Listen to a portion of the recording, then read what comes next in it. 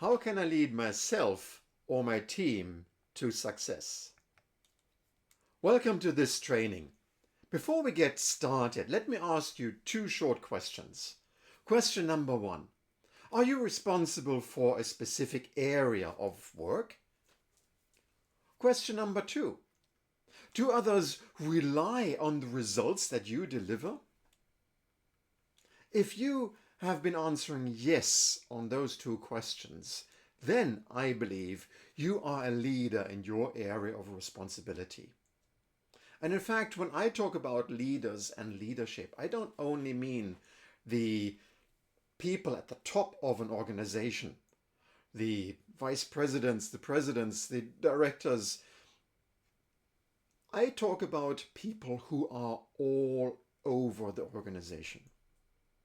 Because in an organization these days, there are so many opportunities to be a leader, to drive certain things and get a certain area of responsibility to move forward and develop more than any time before.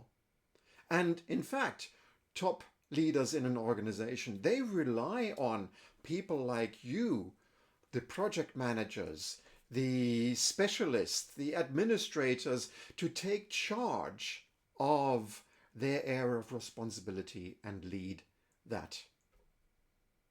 And you might recognize this urge to take leadership when the following situations occur. And probably you've noticed these already, that when you're sitting reading an email, you're scratching your head and you're wondering, what is expected here? And it becomes a little unclear right from the beginning. Or you're sitting in a meeting and looking at everybody who's there with you and you're wondering, who's on this team really? Or you're following the discussion that possibly doesn't really take an end and you're wondering, who is our leader? Or on a Friday afternoon when you feel like you've done everything that you could do during your work week, you're trying to relax and think about, how far have we come? You see, if you're asking yourself these four questions or questions like these, then already you notice the opportunity to take the role as leader. It could also be that you notice that there is a lack of leadership in that moment. And that is why it's so important for anybody to understand what is possible as a leader. And you might be asking yourself, okay, so who am I to talk about leaders and leadership within the organization? And I would like to introduce myself very shortly to you. My name is Colin Luthard, and I have been working in different countries, in Germany, in the UK, in France, and in Sweden, with big companies like Bosch, ABB, and Sandvik. And during the course of my career, I've been taking different roles as a sales manager, as a business manager, as a project manager, head of marketing, and a director of sales academy. And I've always been in that situation where I have been led by others and also had the opportunity to experience what is it like to be a leader and leading other people. And throughout the years, I noticed that leadership is always about one thing. Leadership is about getting a group of people to achieve common goals. And this doesn't really matter where you are in your organization. You could be in a definite role as a manager leading a team. You could be a specialist leading an area. You could be an assistant helping somebody to follow on an event, maybe. And it's always about gathering the people around you, getting this group to achieve around the common goals. And during the later years of my career, I was training salespeople and sales managers and managers throughout and coaching them to really understand their role and what it really takes to get a group of people to achieve common goals.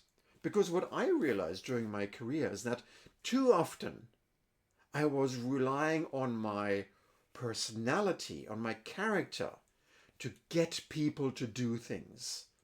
And I didn't know that there was another way. And this reminds me of an episode which I would like to share with you going some years back, when every month I spent a day in this hotel with a group of managers from the top management of the company, the middle management, and the specialists and the project managers to talk about and develop their leadership. And I remember the first day coming into the corridor of this hotel. I was going down the corridor and towards the meeting room where we were going to have the session, and everybody was already in that room, and somebody came out of the room, blocking the sunlight in the corridor. And I realized it was Ray, a company specialist. Ray was a little taller than I was, a little larger, and he nearly blocked all the sunlight in the door. And he said, "Are you Colin?" And I said, "Yes. I know your type. You're one of those trainers and coaches who come from headquarters, and you would like to judge all of us who are doing a great work here, and then you're going to report back to headquarters, and you're going to choose some of the best people here so that they become corporate leaders." I looked at Ray. I said, "Ray, I understand your fear, but it's not really like that. In fact, I'm here to develop with you together what it really means to lead your team. And it doesn't matter whether you are having a permanent position or a temporary role in your area of responsibility." "Ah, that's interesting," Ray said, "because I don't really want to be a manager. I'm happy to be the specialist in my area." And I understand that, I said. "But Ray, being a specialist in your area of responsibility already means that you are taking a role as a leader. You're driving your area of responsibility, you're driving yourself, you're connecting with other people and get other people to achieve something around that is like a common goal. And that's what we're going to work together to find out how you can be better at doing that. And if you feel uncomfortable during the way of this journey, you're welcome to come to me at any time and even leave this training and leave the course if you want." "Oh, well, if that is the case, Colin, I will stay and take my decision from time to time." And as the course went on, and every month I was in this conference room, in this hotel, there were other people like Ray who felt that they were not happy in their role as a leader. They felt uncertain. They felt judged by other people who were criticizing them for being a leader. But after 2 years of going there, I remember the last day when we were all excited about the fact that the program had come to an end and the company had developed. Ray came up to me and he was ready to give me a hug. He said, "There you are, Colin," he said. "I'm so happy that I stayed on this course because now I know what it takes to lead my team, know what it takes to drive my area of responsibility, and I'm ready to take a management position," he said. "I'm so happy for you, Ray," I replied. And he said, "But best of all, as our company, we even grew and become 50% more effective. We didn't have to have any reorganization, no investments, no cutting whatsoever. We just did it by ourselves." And that is something that Ray and his colleagues and peers, they were very proud about. They had developed over this course of 2 years, they had developed themselves to become true leaders of their teams, irrespective of their position and their role within the company. And you might be asking, well, how do I really know that that went so well? Well, of course, we could look at some company figures, but specifically, I also asked the HR manager of that organization. I said, how do you know that this training was so effective and the coaching went well for everybody? And she said, you know, Colin, normally when we have a pay rise discussion, there were many phone calls coming back to me saying, I'm not satisfied, my manager doesn't respect me, I would like to have a different pay rise, I want to leave the company. And she said, now, after 2 years, when we have our pay rise round within the organization, nobody calls. Everybody's happy. So what did really happen here in this organization, you might be asking? What did it take and what made the difference? And that is what I'm going to share with you. Because yes, we did learn something together here. We did develop ourselves, but I went back to figure out what made the difference so I can share things with you right now. And of course, I can only do a short selection. And that is why I'm going to share with you some of the key learnings that we took away. Because first of all, yes, for all these leaders here in this organization, whether it is top management, middle management, a specialist, a project manager, it's always about getting a group of people to achieve common goals. And this is really about 4 elements. And whenever there are these 4 elements, there are specific skills that each and every one of those managers and specialists learned. And that's what I'm going to share with you here as an overview, because that is what I went back and decided that this is its 4 sides of leadership. And these 4 sides are built of common goals, a group, the individuals, and their achievements. But it's not, while you recognize these areas and think, yes, okay, I get it. But behind each and every area is a specific skill set that is required. Because when it's about common goals, it's about communicating future goals. It's a way of having a dialogue with the respective teams around the question, okay, what is it we want to do here and why is that important? And only in this dialogue process, in this communication, is there in the consensus in the end to understand, now I know what has to change. When it's about the group of people, it's all about getting decisions around what are the priorities here. In the priorities, I mean, how do we spend our time? How do we collaborate? What attitude do we have in our team? How do we follow up on what we do and what is expected of each other? Because if nobody decides on the priorities, these priorities, they come back because there are people in this group that don't really know how are we going to do these things around here. And as you can imagine, there are also people who then might grab a larger piece of the cake when it's about the budgets or the available resources. And that's when typically you have arguments in different meetings. When it's about the people, we discover that any role that a leader has, it's always about developing the people to act in line with the priorities.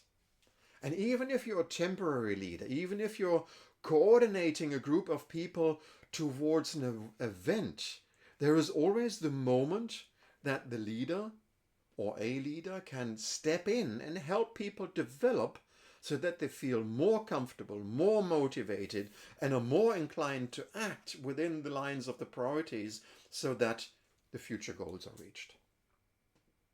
And you can imagine that there is a kind of a skill set that is required to do that. And when it's about achievements, it's all about following up on the past achievements so that each and every one of the people knows how far they have come and whether their effort was worth it. This is, when I was looking at this, I realized the future goals, deciding on the group priorities and developing the people and following up on the past achievements. It dawned on me that there was something more behind it. And I thought, well, it's like when you're heading north and you know where your North Star is. It's like when you wake up in the morning and you know what priorities you have to follow and where to start. That is like the east with the sunrise. It is like when you want to take action in the middle of the day. That is where the sun is there, and that is where things literally can go south. And on a Friday afternoon or at the end of the month, when everybody is ready for a sundowner and looking at the sunset, they would like to know what their achievement was. That is what makes them happy as a team. That is what makes you as an individual also pleased and proud when you go home. This is what I call the leader's success compass. It has these 4 areas. And the key to these 4 areas is finding the balance. Because if you don't have the balance, this is what happens.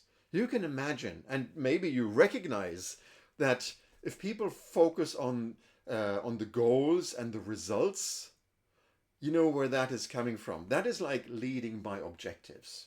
And there are many managers who work like this naturally. When it's about only focusing on the decisions and the results, this feels like micromanagement. And when there are no goals visible, managers typically are working in a kind of a spiderweb management, focusing on the relationship and helping each and every one with decisions and following up on the results, but there's no common view of what needs to be done. And finally, when there are the goals and the decisions and the results in focus, but there is nobody close to the people and helping the people to develop, that's very often when you hear this French word, the laissez-faire, letting the people do. And while you might be focusing on one of these 4 areas because you find it more important, your colleague, your peer might be focusing on something else, and maybe a manager or leader in your organization might be looking at a 3rd thing. That is why it's so important to find the right balance in this, so that each and every one in that group of people who are trying to achieve common goals, they are happy and they're motivated to drive and develop that area forward. And just to let you remember what I just shared here around the leader's success compass, you could think like this.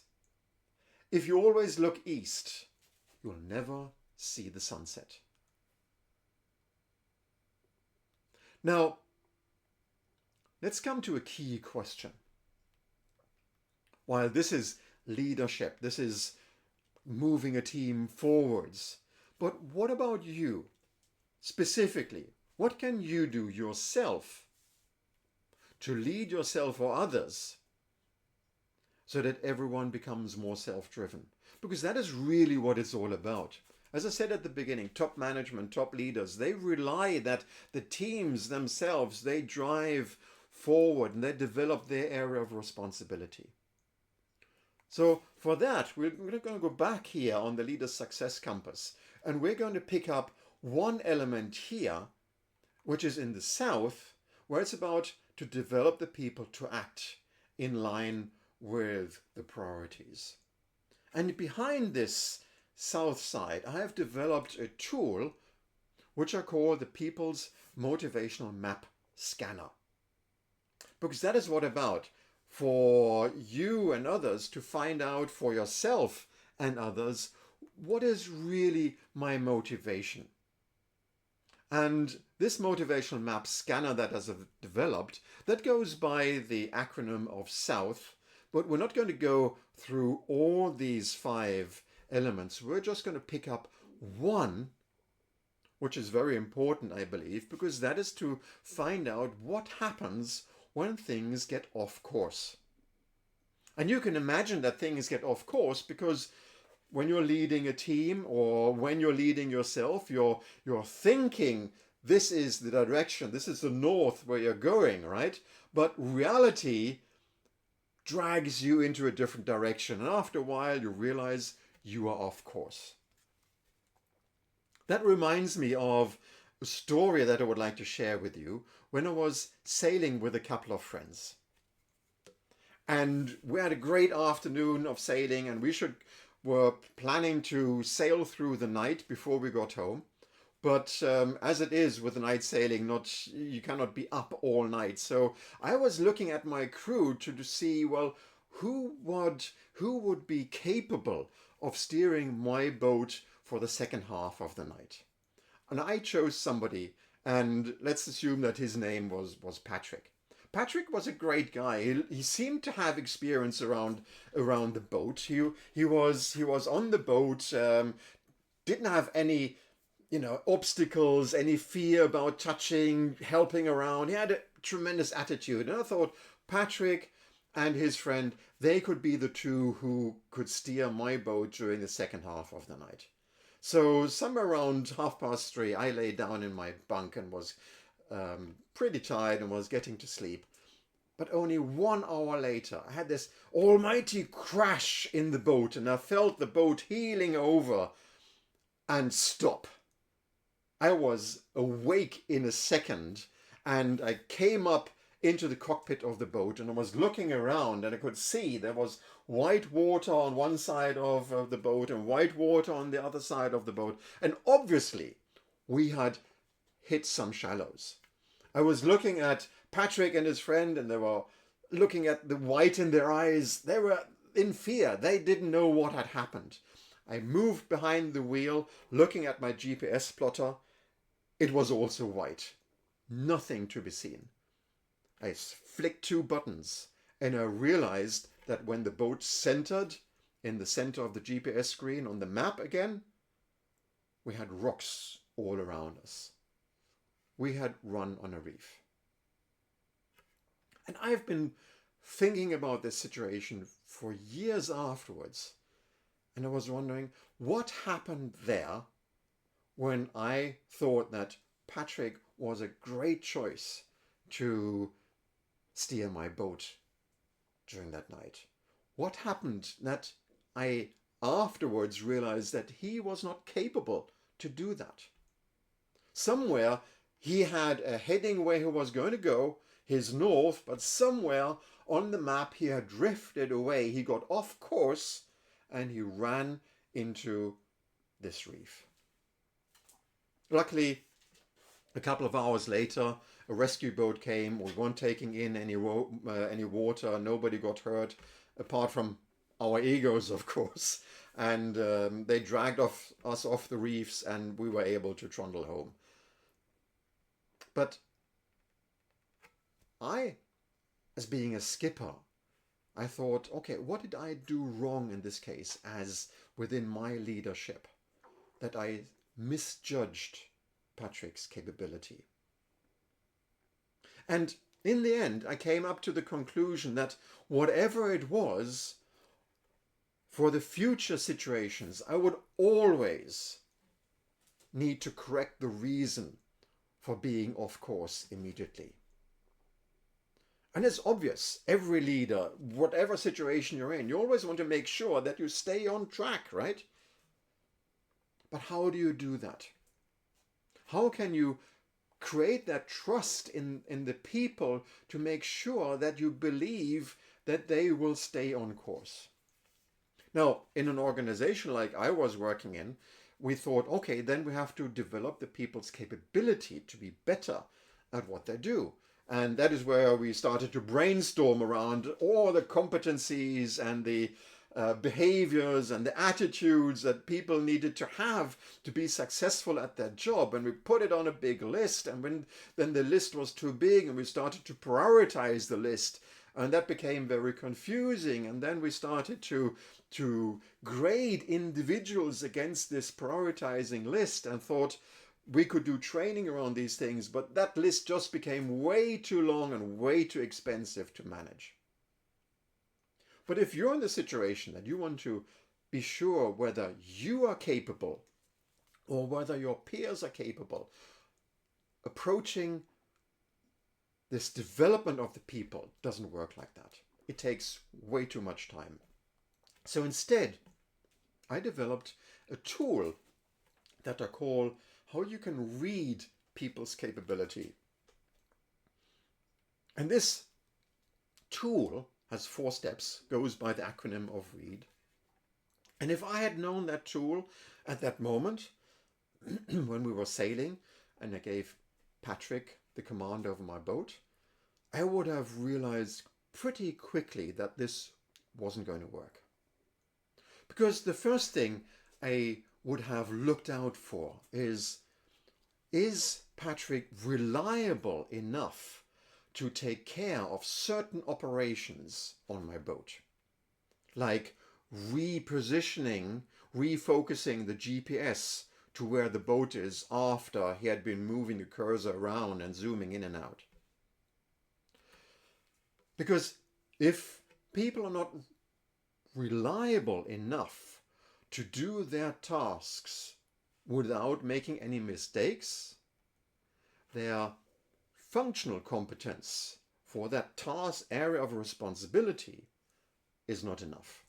And that is where typically you realize that when people get into a position, start work, new, they learn certain tools, how things are being done around them, and it's a question about doing these things right, becoming reliable so that they don't make any mistakes, because when they make mistakes, they can literally run aground, or in best case, somebody else has to help spend time and money to fix these mistakes. That is why the first thing is, what are the mistakes that can happen and how can you avoid those mistakes? That is where you can judge very quickly, are you yourself reliable enough in your role, or do you need to increase your own reliability? The second one, E here, it's about being efficient. And efficient is about doing things faster, right? And you can easily imagine that if you're reliable, it's great to do things faster.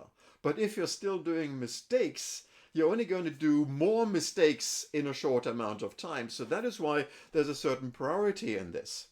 But being efficient in a certain area of responsibility also comes with a certain amount of experience. It's the experience in those different situations when you're applying what you have learned to do correctly, when you're applying that and literally adding more value to the work that you have because you can do more work. Do you get that? The A here. Yes, Patrick had a great attitude, but it's not the attitude that I'm going to put here.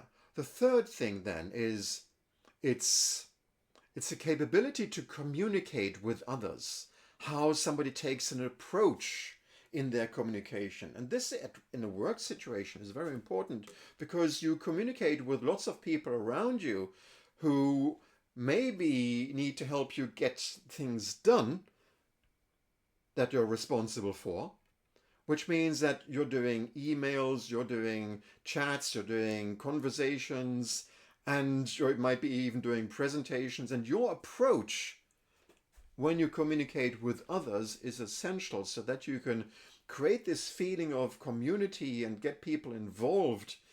And that is where you can judge somebody whether they have a good approach. And the last but not least thing is D. This is where it's about the decisions.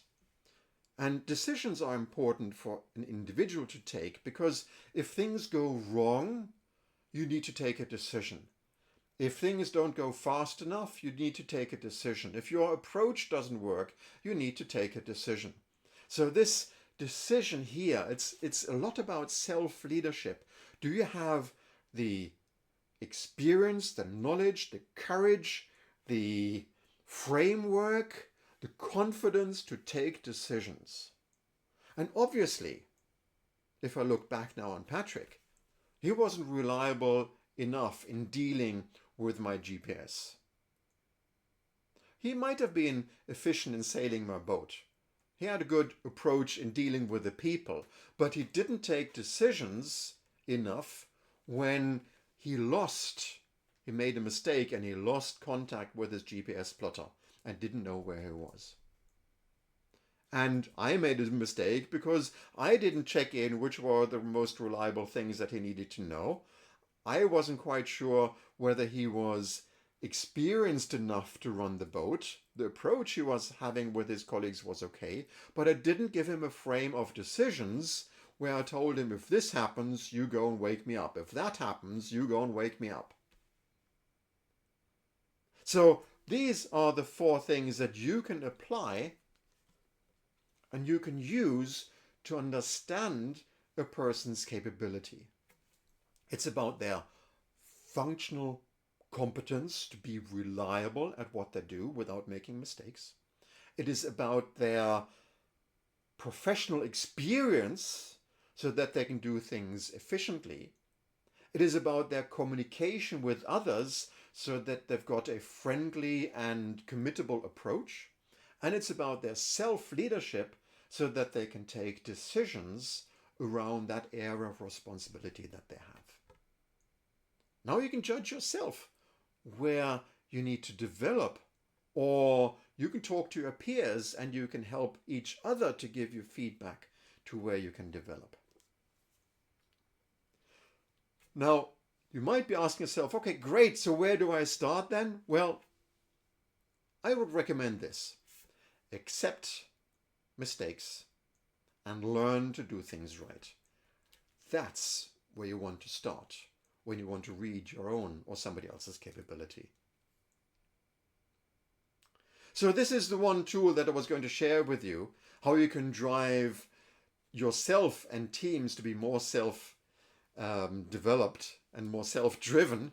And it's only one of the tools within its 4 sides of leadership, because behind each and every one, the how to communicate common goals, how to decide about the people's priority, how to develop people to take action, and how to follow up on past achievements. There are tools behind there so that you can learn each and every part so that you can be a leader in your area, or even you can be responsible and more confident to take a more leading role in your organization. And if you would like to learn more of these things, well, part of its 4 sides of leadership, I have an invitation to you. Of course, you can go ahead, you can buy my books, Speaking the Language of Leadership, or The Virtual Leader, or The Virtual Presenter. All three are available. All 3 are available on Amazon. You can follow me on LinkedIn just by searching for my name, Colin Lutard, and we can connect that way. But if you're really interested to take the first step and to understand more about the different tools and the models behind its 4 sides of leadership, then I would recommend that you go and find and follow my page on LinkedIn, which is also called Its 4 Sides, because that is where I post videos, mention some articles, give some tips, or even, the last thing, maybe invite you for a training, an exclusive masterclass that I do on occasions around leadership, around those topics that I'm passionate about. So I hope you enjoyed this presentation, and all is left for me now is to say thank you for joining, and make sure that you take the opportunity to be the leader that you can be.